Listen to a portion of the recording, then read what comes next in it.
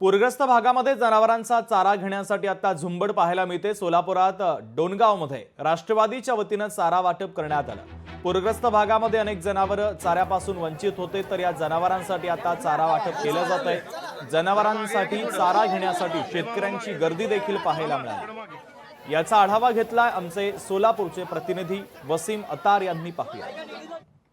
सोलापूर जिल्ह्यातील सीना नदीला महापूर आल्यानंतर डोणगाव या ठिकाणी राष्ट्रवादी अजित पवार गटाकडून तो चारा वाटप तो करण्यात येत होता। मात्र हा चारा घेण्यासाठी शेतकऱ्यांनी मोठ्या प्रमाणात ते या ठिकाणी गर्दी केल्याचं आपल्याला पाहायला मिळत आहे। आणि यावरती बोलण्यासाठी आपल्यासोबत ते राष्ट्रवादीचे नेते सुहास कदम आपल्यासोबत आहेत। काय सांगाल, शेतकऱ्यांनी चारा घेण्यासाठी या ठिकाणी झुंबड केल्याचं दिसतंय?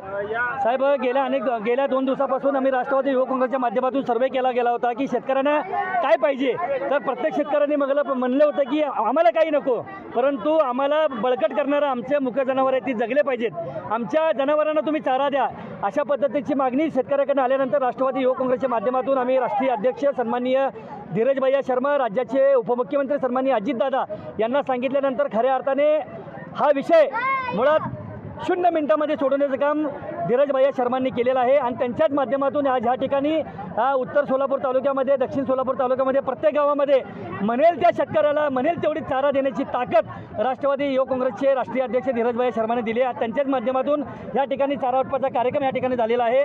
ज्या वेळेस शेतकऱ्याकडनं मागणी येईल की त्यांच्या जनावरांना कशा पद्धतीचा चारा पाहिजे, तशा पद्धतीचा चारा देण्याची जबाबदारी राष्ट्रवादी युवक काँग्रेसच्या माध्यमातून आम्ही घेतलेली आहे। एकंदरीत पाहायला गेलं तर पूरग्रस्त भागात तो चाऱ्याची ते टंचाई निर्माण झाली होती आणि हा चारा घेण्यासाठी शेतकऱ्यांनी या ठिकाणी एकच झुंबड केल्याचं आपल्याला पाहायला मिळत आहे।